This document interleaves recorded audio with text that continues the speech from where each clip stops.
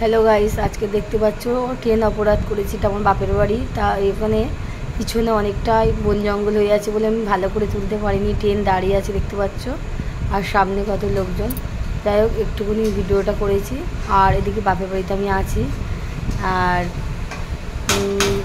বৌদি রান্না করছে চচ্চড়ি। আর কি কি রান্না করছে পরে দেখাবো, অবশ্যই ভিডিওটা স্ক্রিন না করে দেখতে থাকো।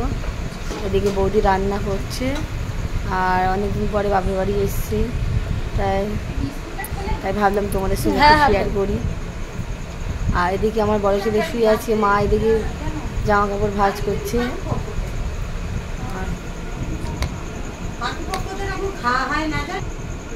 আর কি রান্না হয়েছে চলো এদিকে দেখানো যায়। এদিকে আছে ভাত,